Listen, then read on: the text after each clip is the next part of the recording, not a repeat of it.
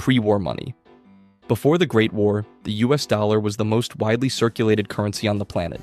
America had built itself into the world's dominant superpower, and its economy reflected that goods and services made in the US were sought after everywhere, from Nuka-Cola to Mr. Handy robots to plasma weaponry. But the entire foundation of that prosperity was built on finite resources, mainly oil and coal, and very little effort was ever made to find alternatives. So when those resources started running out, economies began to stagnate, wars broke out over what remained, and eventually the world set itself on fire over it, quite literally. Because in the 2 hours after the Great War, the dollar's value collapsed completely. This is why when you're out and about in the wasteland, a whole stack of pre-war notes will get you around 10 bottle caps, and that's for the bundle, not per bill, because at this point, the more practical use for paper money is kindling or crafting material, or even toilet paper. The only places where pre-war dollars still work as actual currency are vendors that were never updated to account for the end of the world, like the General Atomics Galleria, which still charges a $5,000 entry fee just to go bowling. It turns out the pre-war inflation was pretty bad too. Who could have seen that coming? Bottle caps. This is the most popular currency that came after the Great War. Once the dust settled and wasteland communities started trading again, the barter system proved to be too unreliable, meaning there was no standard price for anything, and no real way to regulate value across large distances. And so by 2103, the Hub, the largest trading city on the West Coast, decided on the bottle cap as the currency, and their reasoning behind it was pretty sound. You see, the specific paint and metal composition made bottle caps pretty difficult to counterfeit, which was the first thing working in their favor. But also the technology to mass-produce new ones had largely been lost after the war anyway, which meant inflation would be kept in check. But here's the most important reason of all, which is just genius. The water merchants of the Hub figured out that they could tie the value of the caps to the most precious resource in the wasteland, water, which meant bottle caps weren't just metal thingies that you could get by selling little lamplighters, they could actually preserve life. What's interesting is that the East Coast landed on the same solution around the same time, just not on purpose. Before the war, Nuka-Cola was running a promotional campaign for their drink Nuka-Cola Quantum, and as part of that campaign, the robots at the White Spring Resort were programmed to accept bottle caps as payment, just as a fun marketing gimmick that tied in with the brand. Well, the war happened, the modern world ended, but the robots kept doing exactly what they were told. And so that throwaway promotion is what started the entire bottle cap economy on the East Coast. Poker chips. Every casino on the New Vegas Strip runs on its own chips, and while they're not exactly a formal currency in the traditional sense, they function like one in practice. Each casino, the Tops, the Ultralux, the Gamora, issues its own set of chips that are only valid within their walls, but the value is consistent across all of them. One chip equals one bottle cap. What makes them genuinely useful beyond the gambling tables is that they're interchangeable with other accepted currencies. NCR dollars, Legion coins, caps. All of it can be converted into chips, which made them a quiet but effective tool for traders looking to move value between currencies without drawing too much attention. However, the Sierra Madre chips are a different story entirely. They can't be used anywhere outside of the Sierra Madre itself, but within that location they're worth quite a lot. The vending machines scattered throughout the casino will trade them for food, medical supplies, and ammunition that would be difficult to find anywhere else. You can also exchange Sierra Madre chips for stacks of pre-war dollars at a rate of 1 chip per stack, which works out to roughly 10 caps. NCR Dollar.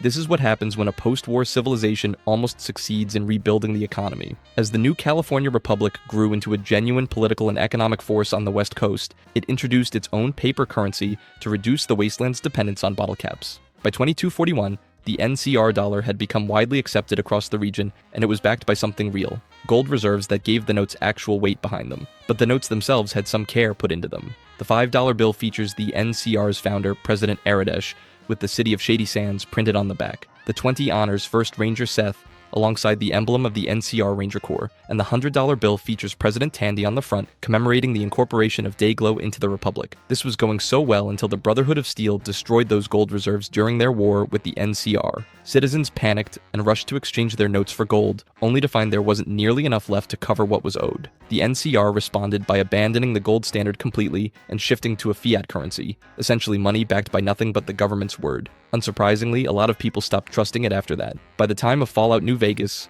one bottle cap is worth 2.5 NCR dollars, and wasteland traders will tell you that without a hint of embarrassment on the NCR's behalf. Mine Scrips. A scrip is essentially a substitute currency, one that's issued by a private company instead of a government, and accepted only where that company says it is. In the town of Redding, 2 mining companies, the Morningstar Mine and the Cocoa-Leaf Mine, each issued their own form of scrip as payment to their workers. The Morningstar scrip came as a small wooden token stamped with the company logo. Meanwhile, the Cocoa-Leaf version was less impressive, a scrap of paper that simply read, "Cocoa-Leaf, $5." These were supplementary to NCR dollars that the town uses. Legion coin. Caesar's Legion doesn't use paper money, and given what happened to the NCR dollar, that position is hard to argue with, which is why the Legion operates on two coins, the denarius and the aureus. The denarius is the smaller denomination, worth 4 bottle caps, and it features a young Caesar alongside the Legion's co-founders, Joshua Graham and Bill Calhoun, on one side, with the Latin inscription Magnum Chasma, meaning Great Abyss, on the other, referencing Caesar's conquest at the Grand Canyon. The aureus is the larger coin, which is worth 100 bottle caps. On the front sits an older Caesar alongside the bull of the Legion, with the words Eternit Imperi, which means for the eternity of the empire, engraved beneath him. Flip it over and it reads Pax per bellum, meaning peace through war. What makes Legion currency genuinely interesting is that they're minted from melted down gold and silver items, according to one of the developers of the game, which means the coins themselves are valuable. By that measure, Legion money is actually the most stable currency in the Mojave, which is ironic, but even the devil deserves his due. Nuka-Cade Tokens. Nuka World was a theme park before the war, and in a lot of ways it still is, just with considerably more violence and significantly fewer safety regulations. The Nuka-Cade was the park's dedicated arcade, and like any self-respecting arcade, it ran on its own tokens rather than letting you spend real money directly. Nuka-Cade tokens are earned by playing the arcade games inside, and then exchanged at the prize redemption terminal for various rewards. It's a simple system and probably the most wholesome economy on this entire list. There's something oddly charming about the fact that in a world of collapsed governments and radioactive wastelands, a functional arcade token economy is still running exactly as intended. Legendary Scrip. Now this is a currency introduced in Fallout 76, and it exists for one very specific purpose, trading in legendary items for a chance at better ones. The way it works is straightforward.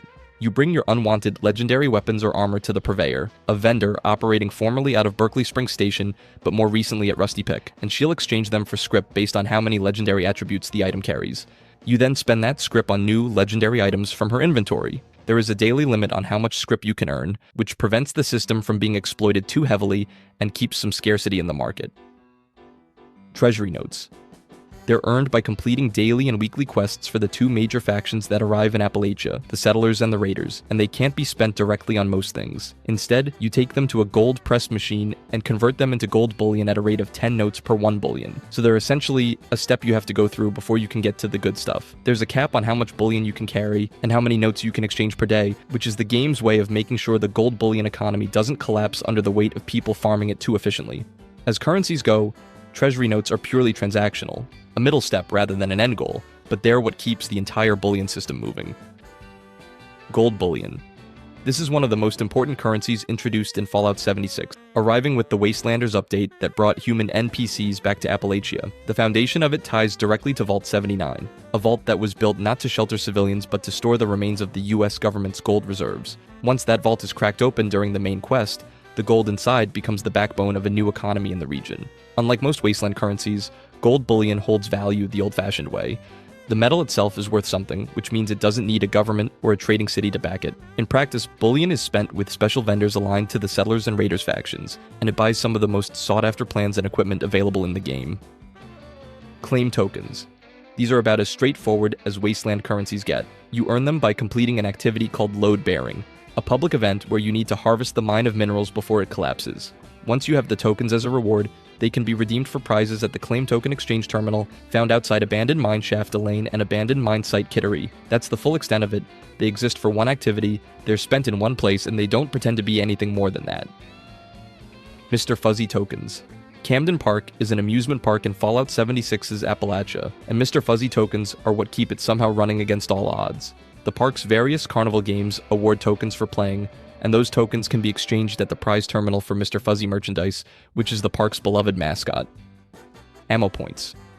This is a type of currency in Fallout 76 tied specifically to ammunition, functioning through the ammo converter system available in the game. The idea is simple. You feed in ammunition types you don't need, convert them into points, and then spend those points on the ammo types you actually want. It's a practical system that addresses one of the more frustrating parts of any Fallout game, which is ending up with thousands of rounds for a weapon you stopped using 3 hours ago.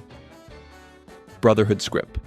This is the most mysterious currency on the list. The Brotherhood Scrip was used by the Brotherhood of Steel exclusively, first appearing in Fallout Tactics, but since the game is not really considered canon, it hasn't been seen in any Fallout game since. Within the Brotherhood, apparently, the exchange rate was 1 bottle cap per 1 scrip, But that's about everything we know about this currency. The only image that exists of it comes from a piece of concept art showing a 20 scrip bill, featuring the Brotherhood's logo and the motto, "In Brotherhood of Steel we trust." Whether the scrip was backed by anything, gold, water, or just the Brotherhood's confidence in itself, was never made clear. Ring pulls. Ring pulls, or soda can tabs, depending on where you are, served as the alternative currency in the Chicago area, also introduced in Fallout Tactics. Like the Brotherhood Scrip, there's not much information out there about this currency. The logic behind them was the same logic that made bottle caps work. They were accessible but not overly so, easy to carry, and difficult to reproduce in any meaningful volume. One ring pull equaled one bottle cap in exchange rate. Unlike the Brotherhood Scrip, we can still see ring pulls in other Fallout games, like Fallout 4, but it's not really acceptable as a currency anymore, more like it's just a prop now. Pre-war military Pay Chit. A chit is essentially a voucher, a small document or token that stands in for real money and can only be redeemed in specific places.